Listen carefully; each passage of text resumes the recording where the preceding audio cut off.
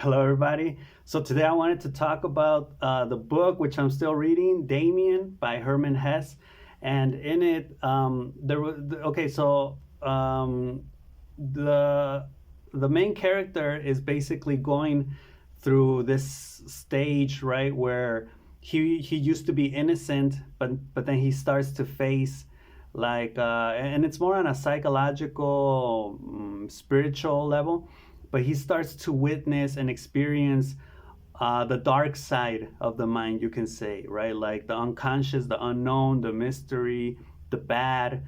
And he's trying to constantly, trying to fit this in with his good side, right? With the light. So he's trying to fit the dark with the light, right? So it's this whole idea which I've spoken about, like shadow work, and just noticing that you have like a bad side, and your impulses, your animal instincts, your bad ideas, your bad thoughts, your bad emotions, like how to integrate that into your other side, which is your persona, right, according to Carl Jung's archetype, the face you show people. So how to integrate that. And in it, they eventually he does this drawing, right, which is actually the drawing of the book. Let me show you. It's like this. So this is supposed to be the world, right, if you guys can see. And he makes this drawing where this eagle with eyes breaks out of the world, and the world is supposed to be a shell, right, or like an eggshell, and it's supposed to represent the world. So you break out of it, and the eagle represents like that spirit of breaking out of it, or yourself. And his friend tells him that where he's headed, the eagle, is towards the god, and the god's name is Abraxas. So Abraxas is supposed to be something that, if you're watching this video or if you hear about it like I did, it's not by coincidence. It's because there's a reason behind it. And maybe it's because you're even trying to reconcile these two forces within you, like the good and the bad.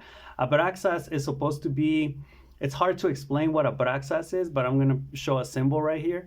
So I think he has the head of either an eagle or a lion, the body of a man, and then he has, like, for legs, snakes or serpents, right? And he has a whip in one hand and a shield in the other one. And what this is supposed to represent, it's like the good and the bad, right, in one. So you can say, is he good? Is he bad? And you would just say yes and no, right? He's all that, right? He's supposed to represent like the unification of both forces, in life. And I was really, like, just blown back when I read that part, because he's talking to a man and he says Abraxas, and the man is like, where did you hear that? And he says, just casually, like, oh, just somewhere, I just heard about it, like, casually. And the man, like, hits the table angry, and he's like, no, you never hear that by coincidence. It's never casually. If you hear it, it's because of a reason. And I was like, whoa, right? And the book is like a novel. It's not true, it's fiction. But I was like, whoa, like, seriously.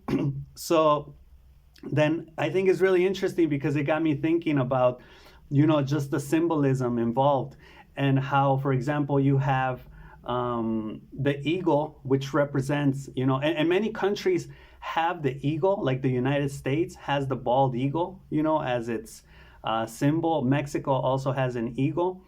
Like some countries have the eagle, which represents them. And what is an eagle, right? Why the eagle? Is the eagle that unification of the good and the bad, that, as Jordan Peterson would say, you need to show the potential to be aggressive.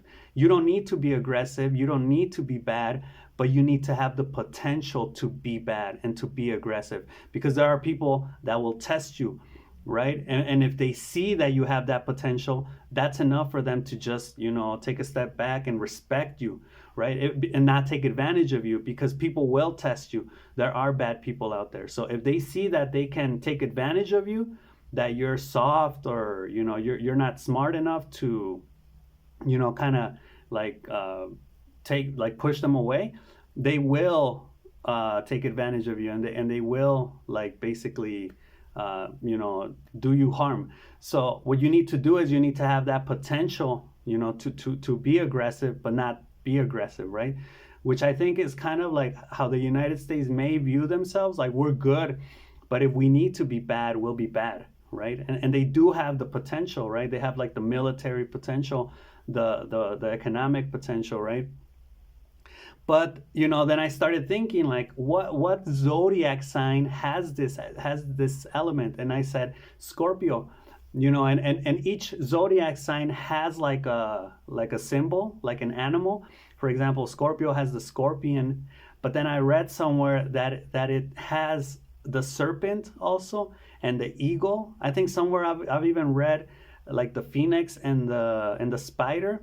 And this is supposed to represent Scorpio's transformation, because Scorpio transforms, right? Like they start off, you could say, as the primitive scorpion, and then they evolve into like a snake, which is like a little bit more, able to change and to, manifest like other types of expressions. And then eventually they grow into an eagle or a phoenix, which is, the eagle is supposed to view everything. And as they view everything, they're able to also make smart decisions, intelligent decisions, right? Like since you see everything, you see the good and the bad, you can now operate effectively in life, right? And this is all on a spiritual level, right?